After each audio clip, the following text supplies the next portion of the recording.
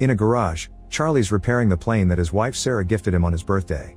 Sarah interrupts him to tell him she's leaving soon for a business conference in London. She invites him to come with her again, but Charlie turns her down because he has lots of work. Sometime later, Charlie arrives at the CIA headquarters. On his way to the decryption and analysis department, he goes through all the security scanners that he invented and finally gets to work. Suddenly he receives a message from Inquiline, a mysterious person he's been in contact with for years. As usual, they have valuable classified intel to sell him, although this time Inquiline warns him that these documents could put the CIA at risk. Charlie tries to guess their location and says Istanbul, but Inquiline brushes him off. Afterward he works on analyzing the material, but surprisingly not even a genius man like him can crack the code. After lunch break, Charlie goes back to his office and gets a call from Sarah, who informs him that she's already arrived in London. However, Charlie already knows because he's been tracking her. They don't talk much because he's desperate to go back to the mysterious documents. Since he still can't crack the code, he takes his computer to the restricted area, where a more advanced system helps him progress faster. It takes him a while, but he finally opens the information in the documents, which leaves him in shock. These are top secret government files revealing that a drone strike disguised as a self-deletion bombing was authorized and covered up. There are clips from the news reporting 150 casualties, including French Special Forces and Danish Marines. This whole operation was organized by Chief Moore, who is also Charlie's boss. That night at home, Charlie tries calling Sarah but she doesn't answer, so he leaves a voicemail. The next day Charlie arrives at the office and is surprised to find Moore waiting for him. Moore takes Charlie to the office of O'Brien, who became director very recently. She explains that there's been a terrorist attack at a hotel in London and Sarah was one of the victims. Charlie refuses to believe it and wants to call Sarah, so Moore turns on the TV to show him the news. The reporter describes how 4 terrorists bursted into the hotel, took 4 hostages and killed 2 of them. Next, Moore plays the hotel's security footage, which shows all the chaos during the incident and confirms that Sarah was one of the victims. When Charlie goes home, he finds dozens of reporters waiting for an interview and the police trying to keep them back. A friend helps Charlie enter the house without being bothered. The next day Charlie confronts Moore and Supervisor Caleb because he's very suspicious of what happened. He can't believe the terrorists could have slipped past the thousands of security cameras in London, not to mention they drove into traffic. Moore promises they're investigating but Caleb sends him home. The following day Charlie goes to the airport to pick up Sarah's body and her belongings. At home, he looks inside the suitcase and finds a gift Sarah had bought for him, which makes him have a breakdown. Tired of being at home, Charlie goes back to work and uses the restricted computer to hack into the security cameras at the hotel and the nearby streets. He puts together a timeline of the events and shows it to his superiors. The 4 terrorists stole a vehicle in the East End, then entered the hotel through the service where they professionally scrubbed out all prints and DNA. Apparently they had a meeting with Impact Investments from Indonesia, but something went wrong and an argument started in the corridor. One of the firm's security men got angry, so a terrorist opened fire, killing one of the guards and leaving the other one in critical condition. Hotel security was immediately alerted and they called the police. Desperate to leave the building without getting caught, the terrorists entered the conference room and captured some hostages. Sarah was taken because she tried to help some of the attendants to escape. Charlie's run voice and facial analysis, so he's managed to get the identities of the 4 terrorists. They're Mishka from Moscow, a former South African Special Forces operative called Lawrence, mercenary Horst, and former intelligence officer Gretchen. Noticing Caleb's and Moore's lack of reaction, Charlie realizes they already knew all this. They tell Charlie they're already working on it and send him to see a therapist. The next day Charlie hides a chip in his ID badge and passes through security without the scanners detecting it. In his office, he prints all the classified files and uses a skimmer on the printer to make a digital copy. That night Charlie goes to a bar and keeps staring at a jukebox. The following morning Charlie confronts his superiors again using the printed files. He lists all of Moore's dirty missions, like bombing a Syrian hospital and striking an Allied base in Yemen, which killed thousands of civilians. He threatens to take everything to the director and reveals that he's triggered a dead man switch. If he doesn't enter a code every 5 hours, the evidence will be sent to the most important news outlets. In exchange for his silence, Charlie asks for full CIA training, fake passports, cash, a gun, and intel on Sarah's killers. After the meeting, Charlie returns to his car and throws up because of the stress. In the office, Moore says that the dead man switch is a bluff, but Caleb points out they can't risk it. They'll search for the trigger if it's indeed a bluff, then they can arrange a deadly accident during training. Sometime later Caleb and his team try to understand how Charlie copied the confidential files. They discuss the possibility of a skimmer, which wouldn't work on their secured computers but could be used on a printer. Charlie could have sent the files to the printer and used a magnetic strip to copy the data. Searching security footage they confirm that Charlie bought a magnetic strip at a store, but they still can't tell how he took it in and out of the building. The team also searches Charlie's house and eventually discovers he went to a certain bar twice. They go to the bar to search it and find an ABBA CD under the jukebox. Caleb chooses that CD in the jukebox catalog and only noise can be heard, so they take out the CD that Charlie left behind. Meanwhile, Charlie arrives at a CIA training facility, where he's welcomed by Colonel Henderson. They start at the shooting range, but unfortunately Charlie isn't a good shooter. He needs to get really close to the target to shoot the right spot. However, when it comes to making bombs, Charlie works outstandingly fast, impressing Henderson. Next, Charlie needs to learn his new identity, so Henderson harasses him and throws him around so Charlie can still recite his new information even under pressure. Lastly, they get the new passports done. That night, Henderson goes to Charlie's room and tells him he isn't a killer, but Charlie insists he wants justice. Then Henderson pulls out a gun and gives it to Charlie, asking him to aim at his chest. Charlie's hands won't stop shaking and he ends up lowering the gun. At the office, the agents spend several hours decrypting the information in the CD until they discover that Charlie had been bluffing about the dead man's switch. They immediately inform their superiors, unaware that Charlie is spying on them. It turns out that the chip he hid on his badge was actually a bug that he planted on the files he gave to his bosses. Moore immediately calls Henderson and tells him to arrest Charlie, however he's already escaped. After hanging up, Moore finally sees the bug on the files and talks to Charlie directly to tell him this is treason. Charlie gets rid of his earpiece before boarding a plane. Once Charlie reaches London, he goes through customs and starts making his way to Paris. His fake passport appears in the CIA's computer, so Moore sends Henderson after him. In Paris, Charlie rents a hotel room near the restaurant where Gretchen is frequently seen. Eventually she shows up and is close enough for him to start tracking her phone. Charlie then spends the day outside Gretchen's building and waits until she's gone. When a tenant comes out, he uses the chance to get inside. Then he follows an online video to pick the lock of Gretchen's place. Charlie begins searching the apartment and takes pictures of Gretchen's schedule. He also finds a gun in a drawer, so he decides to keep it. At that moment his tracker warns him that Gretchen is coming back, so he rushes to the stairs to wait for her. However, when she finally comes home, he can't pull the trigger.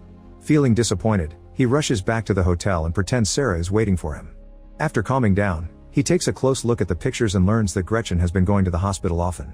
Hacking into her health history reveals she has allergies. The next morning, Charlie buys tons of flowers. Then he waits at the cafe until he sees Gretchen and follows her to the hospital. Gretchen is going through some tests, but the doctor notices that the computer screen is malfunctioning, so he leaves the room to request help. Charlie comes in dressed as a doctor and locks Gretchen inside the machine. She starts to panic, but Charlie ignores her while filling the chamber with pollen. The doctor and a nurse hear the noise, but the door is locked too. Gretchen starts to get weak because of her allergies, and Charlie says he'll help if she tells him where to find Horst, since he's the one who shot Sarah. The allergies don't let Gretchen talk, so Charlie opens the chamber, only for Gretchen to push him against the desk. They start fighting all over the room, throwing each other against every piece of furniture. Charlie takes out his gun, but Gretchen brings him down and opens the door to finally run away. A desperate Charlie follows her to the street, but before he can shoot, Gretchen is struck by a car. Horrified by the body, Charlie forces himself to come closer to grab her phone. Then he runs away and throws the lab coat in the trash. At the hotel, he washes off all the blood and packs his things. That night he goes to the bus station and buys a ticket for Marseille. Soon the news of Gretchen's death reaches the CIA. O'Brien questions more about this, and he only says that Gretchen appears to have been killed by one of their own. That night Charlie goes to a bar and drinks a lot to drown the guilt he feels over Gretchen's death. He thinks he sees Sarah dancing, but a closer look reveals it's a woman that looks like her. Then Charlie notices Henderson approaching him and panics. He pushes people until he manages to leave the bar and runs through the streets until he finds a different bar to hide in. Henderson follows him there too, so Charlie rushes to the bathroom and locks the door. Unfortunately, there are no windows here, so Charlie has no choice but to come out. He joins Henderson at the bar and learns that he found him by tracking Gretchen's phone. After a short chat, Charlie reveals a timer on his phone and runs out before a bomb explodes in the bathroom. Chaos takes over the bar and Henderson loses sight of Charlie. The tracker on his phone doesn't work anymore either. The next morning Charlie contacts the Inquiline to get their help and leaves on a cargo plane to Turkey. In Istanbul, he goes to a restaurant and texts Inquiline. Noticing a man's phone ringing, he tries to approach him but is blocked by a woman who tells him to check his phone. Then Charlie leaves the restaurant and the woman approaches him again, confirming she's Inquiline. She already knows about his wife, so she makes him hide his hat and backpack in a shopping bag. Inquiline wants him to pretend to shop for a while and meet him at a garage. Moments later Charlie meets with her again and she drives him to her home. During the trip Inquiline shares that she became a hacker 6 years ago after her husband died. He was a CIA asset and worked for Russian intelligence. In fact, he was the original Inquiline and taught her everything. The official story says he accidentally fell from a window. When they reach her home, Inquiline says this is the only place she's managed to stay longer than 3 years and admits she's tired of running. If the Russians ever come for her, she has a gun to self-delete. Then they start talking about the case. Horst is the leader in charge of hiring mercenaries for more. Lawrence is an arms dealer, so Inquiline volunteers to pose as an arms seller to contact him. Lastly there's Mishka, who travels frequently and posts everything online. They inspect the pictures closely and find a woman with him. Facial recognition takes them to her Instagram account and they confirm she's in Spain. The next day Caleb tells his team to keep eyes on the terrorists to find Charlie. O'Brien meets with Moore and tells him she wants him to stop running Black Ops without her authorization. Moore says her predecessor gave him the same speech, so he'll tell her the same thing he said then. She has his full support. After the meeting, O'Brien gets in her car and her assistant shows her a picture of Henderson in Spain. It's confirmed that Moore sent him, so O'Brien sends one of her own agents after him. Meanwhile, Charlie and Inquiline find Mishka by hacking into a hotel's security cameras. Charlie then travels to Madrid and stays at the same hotel. He learns that Mishka likes swimming in the pool that connects two buildings by their roofs. At the same time, Henderson tracks Charlie down in the area. The next day, Charlie starts building a device that will help him get Mishka and hides it inside the hotel. Afterward, he follows Mishka to the bar, unaware of Henderson in the lobby. Charlie sees a suspicious man at the bar and realizes he's seen him before, which means he's being followed. He tells Inquiline through his earpiece, so she searches his face and confirms he's a CIA agent. She also sees Henderson on the camera and tells Charlie to abort, but he wants to stick to the plan.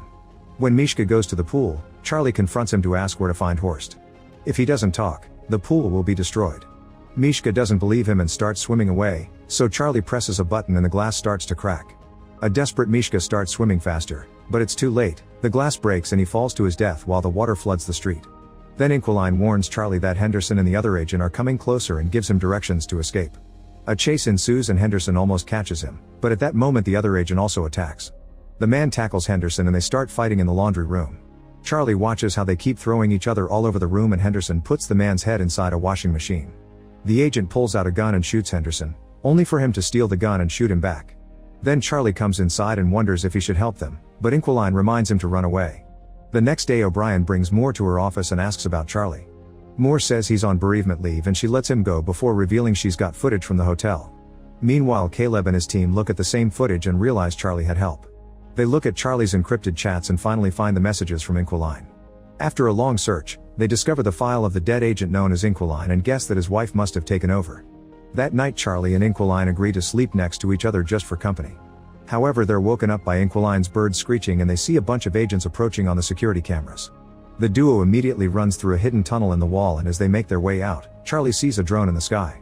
By sneaking into another building, the duo manages to keep going and leaves the neighborhood right before the agents storm into the house. The computer is already deleting all the files, so there's nothing left for them. After running down the beach, the duo gets to Inquiline's car and they're seen by the drone. Soon the agents come after them with open fire, even following them on a boat. After a long chase, the agents manage to damage the car enough to make it stop and Inquiline is mortally wounded. Charlie has no choice but to push the body to the other seat and take over the wheel so he can keep driving until he finally loses his pursuers. Later, he leaves the car in the garage and kisses Inquiline goodbye. The next day, Charlie contacts Lawrence and pretends to be an arms dealer to arrange a meeting. Then Charlie buys new electronics and travels to Romania. In an abandoned building, he records his own face and hacks a security feed in Berlin. Now the CIA thinks he's in Berlin and sends their people there. When Lawrence finally arrives, he finds a ringing phone on a chair. Charlie tells him to look inside a box and Lawrence finds a bunch of bombs. If he moves, they'll detonate. As Lawrence notices a picture of Sarah in the box, Charlie appears behind him asking Horst's location and promising to deactivate the bombs if he cooperates. Lawrence explains that Horst operates in Russian waters and typically receives deliveries at a Baltic seaport. Charlie then asks how to contact Horst, so Lawrence says he only gets messages through secret codes from his men. All the numbers and names are on his phone, which he tosses on the ground. After grabbing the phone, Charlie leaves and hears the bombs killing Lawrence in the other room. Soon the CIA gets the news of Lawrence's death in Romania and they realize they've been looking at fake footage. Later in a Russian hotel, Charlie imagines Sarah with him and opens the gift. It's a puzzle that he solves quickly and has a sweet message from his wife inside. In the morning, he goes to the port and sees a suspicious vehicle. He sends the code to Horst's men and sees a guy by the suspicious car check his phone. He follows the man and takes pictures of his boat before leaving. After buying some tools, Charlie goes back to the hotel and tracks down the yacht that the boat belongs to by searching its registration number. He also studies the sea routes Horst might be using. In the morning, Charlie approaches the boat and someone knocks him out from behind, causing him to drop Sarah's puzzle. Charlie is taken to the yacht where he finally meets Horst, who found the bomb Charlie hid earlier. Horst has noticed that Charlie killed the others indirectly and thinks he's not capable of doing it face to face. He hands Charlie a gun and asks him to do it, but Charlie can't and puts the gun down. Suddenly the yacht starts turning into the opposite direction and the crew panics. Charlie reveals he's taken control of the yacht, which is CIA administered. Since he worked on the protocols that protect this yacht, It was easy for him to hack into it and send it to Finland. Soon the yacht is surrounded by the Finnish Navy and Interpol, who immediately arrest Horst and his men. Sometime later O'Brien gives a press conference to announce they've arrested all the dirty agents that have been using the CIA's resources for illegal activities. Charlie is approached by Henderson, who tells him he's proud of what he's done. After visiting Sarah's grave, Charlie goes home and finally takes the plane for a ride. If you enjoyed this video, please give it a like, subscribe to the channel Recap Central HQ, and click the bell icon to stay updated with our latest content. Thank you for your support and encouragement.